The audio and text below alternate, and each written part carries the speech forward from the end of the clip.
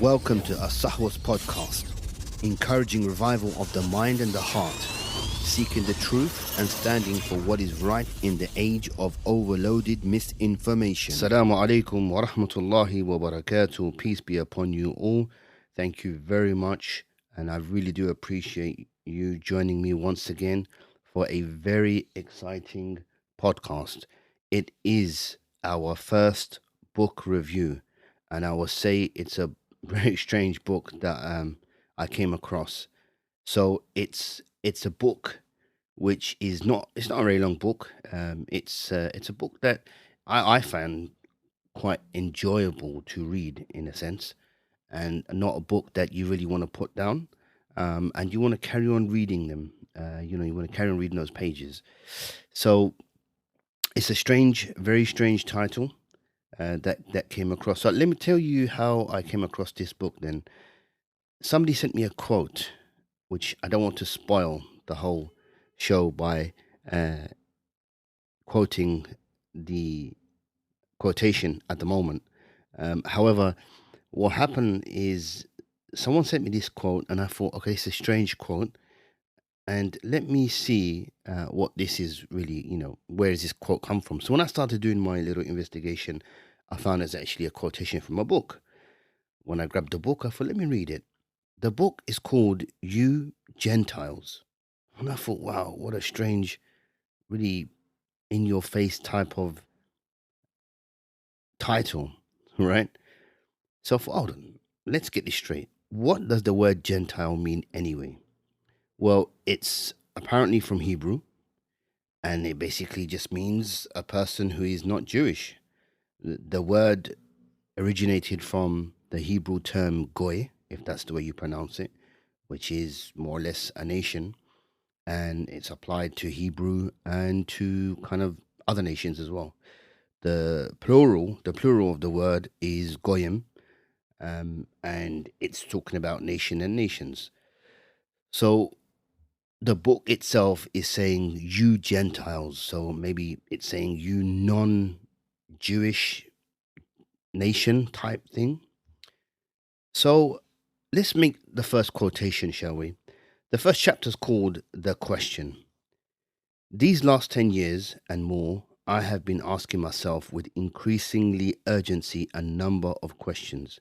Is there any special significance in the distinction I have so long cherished, the distinction of Jew Gentile, not to be found in the class of distinctions implied in American foreigner or Englishman foreigner?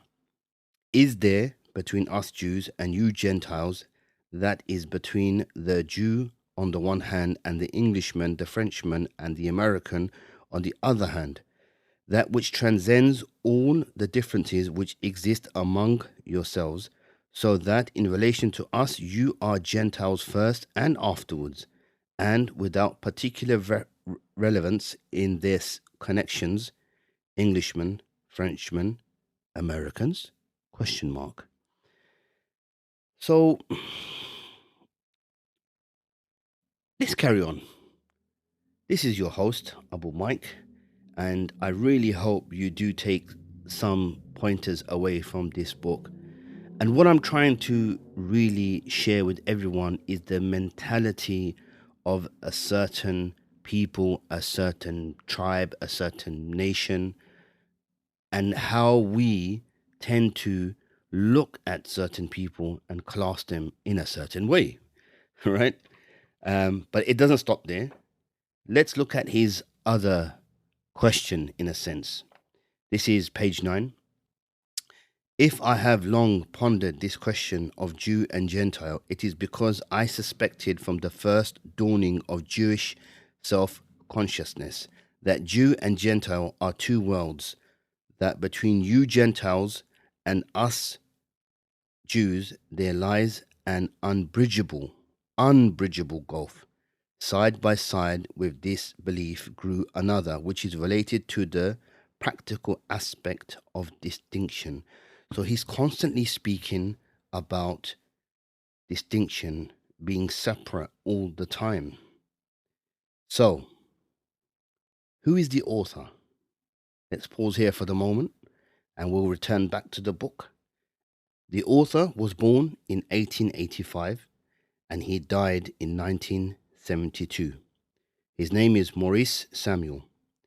Now, he was the leader of the Zionist organization in America, and he was a very close friend with the Zionist leader Chaim Weizmann, the future first president of the State of Israel then. The book was written around 1920 something. Maurice was born in Romania. He moved with his family to France when he was very young. Eventually, they moved to England, where he studied in a university. Now, what I've read from his biography is that he spoke the Yiddish language at home, and he became very fond of the language, and it was like a motivation for him to start writing books about Hebrewness and Jewishness, and hence the reason why he wrote this book in 1920. Now, what I would say is Yiddish is not actually Hebrew. you know, um, of growing up in the UK, you used to always hear people saying, "Oh yeah, those Yids," and I never understood what a Yid was. I never understood the language of the Yiddish language, but it's really a mixture of German and a bit of Hebrew words, and it is quite strange because when I travel through certain parts of London, like the North London area called Stamford Hill, it has a really large Jewish community there, population, and I'm on the train and I can hear them speaking amongst themselves or on the phone, and it sounds very German. And I always used to think, oh, is Hebrew really close to German? But Yiddish is not pure in its nature of being just Hebrew. And if I'm wrong, you absolutely have the right to correct me. So leave your comments and let me know. Anyhow, eventually, Samuel left the UK and he emigrated, or England at that time, and he emigrated to the United States, and he lived in New York. He served in the United States Army during World War One, and he was known as a intellectual, a writer. Most of his works was really concerning, about Jewishness and anti-Semitism. He wrote a lot of books on history, modern society, during that time, obviously. And he wrote even a strange science fiction book, which I intend to read, The Web of Lucifer. So I'll see what that is really about. And he won, Jewish awards for his books and what have you. Now, I would add that the book is, like I said, a short book. It's a really easy read. I like the style of writing. Um, it's easy language. It keeps you interested. You want to carry on reading the pages. But the strange thing here, even though he was the head of the Zionist organization in America, um, in this book he doesn't mention anything about Palestine or about the Zionist movement or Zionism. The book is aimed towards the European Western world more than the Muslim, Arab, Palestinian direction, which I found quite strange. However, I would say, or I would add, that this book seems like a real Jewish supremacist type of book, if that's okay to say, before somebody labels me an anti-Semite, you know. So interestingly, when I had a discussion with a non-Muslim, a non-Arab Muslim, and I explained to him about the book, and they said to me, "Wow, this book sounds like something ISIS would say." And I thought, wow, that kind of got me thinking. Actually, the thing we hear at the moment in the issue of Palestine and Gaza is the fact that Hamas is compared to ISIS. And we mentioned before as well that they are two very different groups and they have two very different ideologies. But the comparison in their language is Hamas have never said anything of the nature of what we are about to discuss in this book. So let's go back to the book. The book is around 225 pages. They're not very big pages. There's loads of bits and pieces that I would love to discuss and bring into the discussion, but I don't think there should be that much need. And I advise you guys to grab the book. It's anything from 20 to 30 pounds on Amazon. However, I did come across a PDF file of the book. There was about 2 pages missing from it, and I want to be clear and honest about this. I do not like reading books on PDFs. I absolutely hate them. I actually printed it out so I could make some notes on it. I could read it properly. I just feel as if the book, a book, should be in paper form. It just feels so much better and more enjoyable to read in generally and off the screen. It doesn't matter if it's an iPad or a PC or a laptop or a Kindle. It just feels so much better reading from a book that is in paper form. So, going back to the book, let's go to page 30. And certainly, between the dogmas of your religions and ours, there is a little difference, for we gave you the dogmas. It is absurd to assert that the sole difference between you and us is that you believe in the Messiah has already come, while we believe that he is yet to come. On that you believe, even in theory, in the doctrine of forgiveness, while we believe in the doctrine of retaliation. We believe in the doctrine of retaliation. Even in theory, this difference is trifling in the face of the overwhelming bulk of common inspirations. So he's really suggesting or accusing that the dogma of the religion was given from the Jews to the Christians, because he's talking about the Christians here now. And then he mentions that, bracket, even in theory, in the doctrine of forgiveness, that you have a doctrine of forgiveness, but we have the doctrine of retaliation. So this is what I want you guys to hold in mind.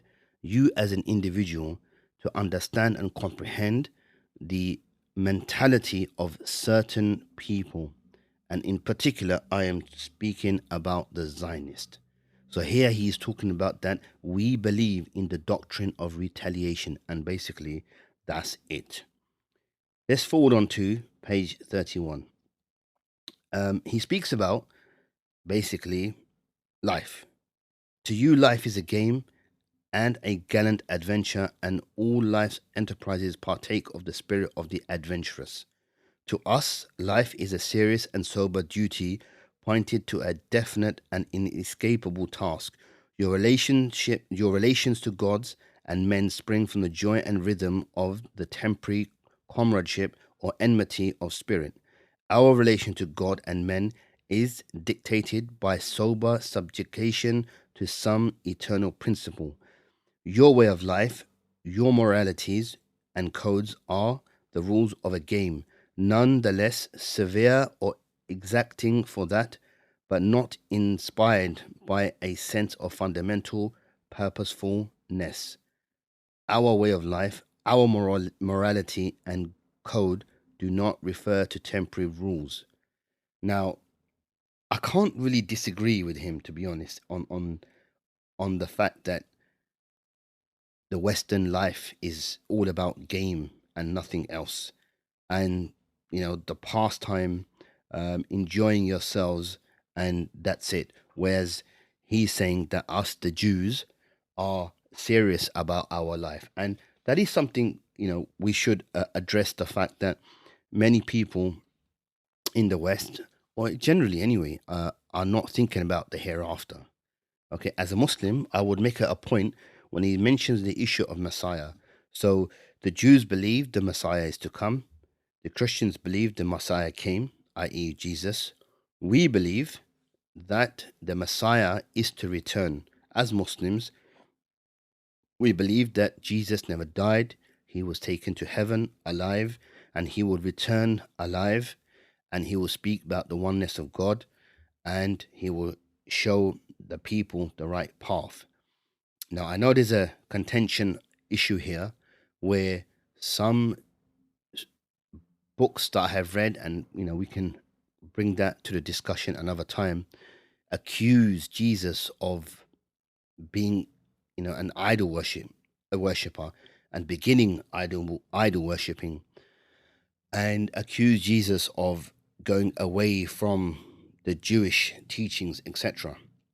So we'll leave that for another time, but just to bear in mind the difference you have between the Jewish religion, the Christian religion, and the Muslim religion is the fact that Christians believe the Messiah came, and we believe that as well. The Messiah came, i.e., Jesus came, but we believe Jesus never died. He was taken alive. He is to return. And the Jews believe Jesus was not the Messiah, and they are waiting for the Messiah to come. That leads me to page 130. But you do more than this. You bring the attack down to physical plane where we are defenseless. You do with us as your animal whims dictate. You rob us, you slay us, you drive us from land to land, and while one of you drives us forth, the other shuts the gate in our faces.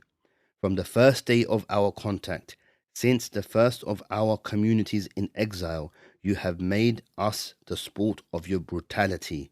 There is at least one clear note in Gentile world history, one consistent theme, the note of our agony, the theme of your cruelty. Now that's quite powerful. Even from your point of view, you have been guilty. On our side, at least, the fighting has been clean. We have not misrepresented you. On your side, the fighting has been dirty. From the dawn of civilization, you have lied about us. You have accused us of murdering children that we might use their blood for ritual purposes. You have accused us of poisoning wells. You have accused us of precipitating wars. You and war is the breath of your nostrils. And you accuse us today of fomenting a worldwide conspiracy to seize the government of the world. Now, you know, the we know that the Jews were in exile after the Romans came to the land of Judea and Samaria and drove the Jews into exile, imprisoned them, enslaved them. We totally agree with that. And they were forced out. And it's true that the Jews, when they went, especially in the European countries, I cannot see any documentation or proof to say that they were slaughtered as Jews in the Arab Muslim world. They stayed safe in Spain, and we mentioned this in our previous podcast, which was known as the golden era of the Jews. And they were safe in the Ottoman Empire. They were given security. When the Spanish Inquisition happened, the Jews ran to North Africa, to Morocco, Algeria, but mainly in Morocco. And they went to Istanbul, and you'll find, they say, Spanish-speaking Jews, even up to now, in Istanbul. Now, yes, the Jews were subjugated to a lot of, massacre and killings, discrimination and chased from land to land. Even in England, 14th, 15th century, they were chased out of England as well. And what happened to them throughout of Europe? To me, it seems as if all of that anger and all of that madness that has happened to the Jewish community, they are taking it out now in the actions that they are doing. Now, look at what he mentions here. When he mentions about war, he says, you and war is the breath of your nostrils. Now, that's exactly what Netanyahu and his government are doing right now in Palestine. So all I'm asking you to do is to understand the mentality of Zionists. Page 132. And I know that soon enough these crimson sluices will be opened again, and we shall bleed from 1,000 wounds as we have bled before, in the Ukraine or in Russia, in Poland or in Germany, and who knows when the same will not come to pass in England, in America, in France. What guarantee have we beyond the guarantee of public opinion? And from a public opinion which tolerates the slaughter of hundreds of Negroes, how far to the public opinion which will condone the slaughter of Jews? Let a spark but carry far enough down into the recesses of your animal natures. How you gloated among the Allies over the stories of Germans blown to pieces, cut to pieces, and to Central Powers over the stories of Englishmen, Frenchmen done to death. Your comic journal made merry of them. A good joke from life. An Englishman shaking his head says, Molly, I don't think their bayonet go through more than two Germans at a time. Your women applauded them, your children screamed for blood. Democracy vied in bestiality with atrocity and royalty. How shall we trust you? Now, when this was, like I said, the book was written around 1920, so the Holocaust didn't, occur for some time. You could see the sentiment that the Jewish community was feeling at that time. The only, well, the chapter's called The Reckoning, so that says a lot. The only thing that I would be fearful is the fact that the Zionists now have taken it upon themselves to do exactly the same sort of behavior upon the Palestinians in Palestine right now that has happened to them. It's like they're getting their anger out. Page 133. If we are willing to forget the past, is not your past your present? Is not the blood liable alive today? And its companion viper, the elders of Zion, will poison work forever in the blood and never break out? Did not hundreds and thousands of Englishmen, Frenchmen, Germans, Americans read these legends without protesting, without seeking to punish the libels? Do we not know how easily your morality fits your mood? Kill the Jews, the Christ killers, does indeed ring strange these days, but does a damn good dose of lead for the Jewish Bolsheviks sound very remote? So it seems like he's getting his frustration and his anger out, and letting people know, right? But the icing on the cake of the whole of this book is the chapter called We the Destroyers. And this is what I will call the icing on the cake for this book. It's a strange title, and it's not he's not even trying to hide the fact that he's being so aggressive, so telling you, the reader, as the individual, this is what we come to do. And so he says, a century of partial tolerance gave us the Jews access to your world. In that period, the great attempt was made by advance guards of reconciliation to bring our two worlds together. It was a century of failure. Our Jewish radicals are beginning to understand it dimly. We, Jews, we, the destroyers, will remain the destroyers forever. Nothing that you will do will meet our needs and demands. We will forever destroy because we need a world of our own, a God world, which is not in your nature to build. Beyond all temporary alliances with this or that faction lies the ultimate split in nature and destiny, the enmity between the game and God. But those of us who fail to understand that truth will always be found in alliance with your rebellious factions until disillusionment comes. The wretched fate which scattered us through your midst has thrust this unwelcome role upon us. So let's just go back and understand this section of the paragraph. We Jews, We, the destroyers, will remain the destroyers forever. So now, in his book, he's suggesting that the Jewish community are out there to destroy everything with the intention, right, of making the world a world of godliness, of goodness, purity. But in order for that to happen, they have to destroy everything so it can be rebuilt again. And that all these alliances that they are making or have made with the Christians, the Western world, is in a essence useless.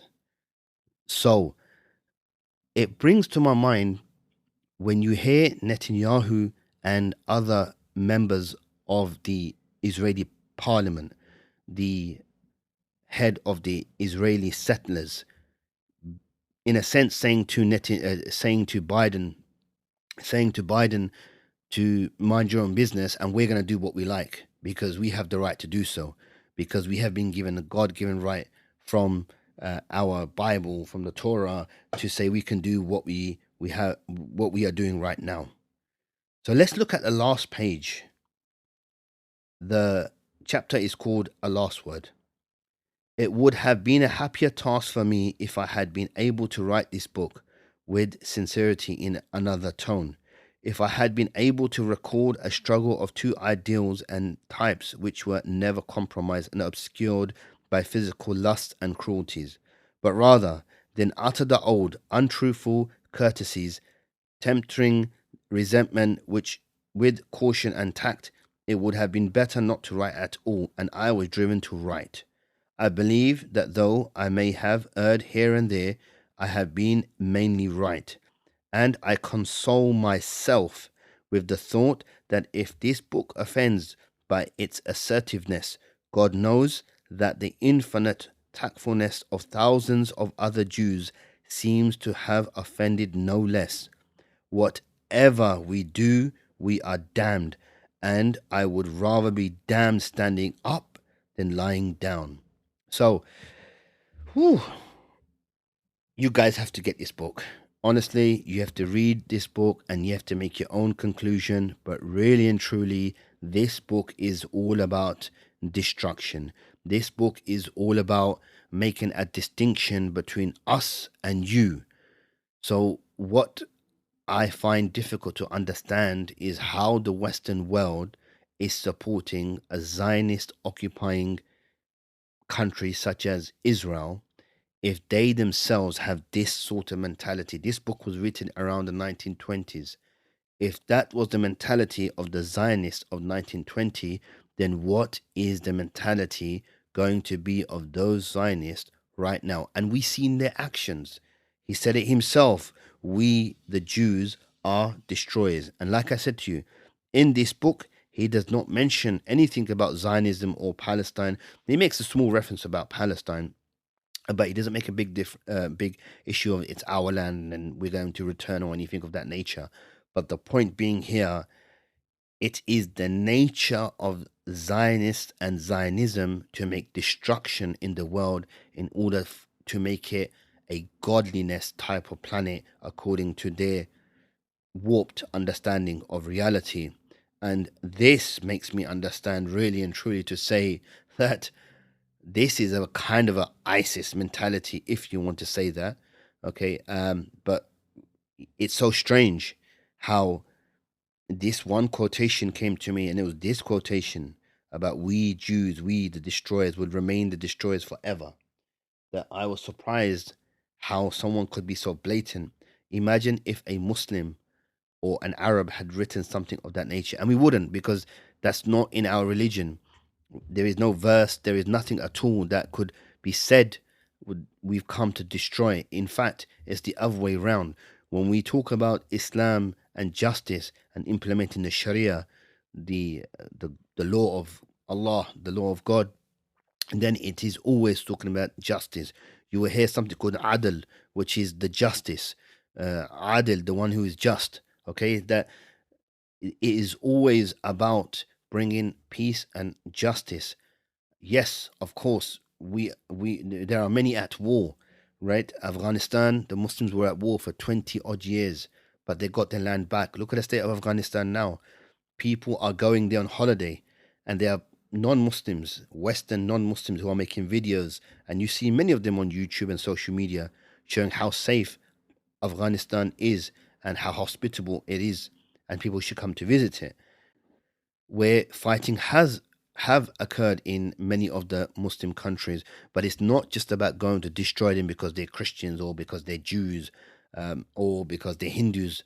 It is the Muslim that is being attacked in Palestine because he is a Arab, he is a Muslim, right? And the Muslims in India by the Hindus are being targeted because of their Muslimness. Now, India is an example. In ethnically, they are all Indian. The only difference is their religion, right? When we look at Palestine, they're both Semitic. They are both speaking the Semitic languages. But what makes the difference is because one is Jewish and one is Arab. Okay. What the book is trying to, I believe, what the book is trying to really say to the people is that nationality is not different for us, the Jews. It is the same for us. So you can be English, you can be French, you can be American, but we will remain Jewish.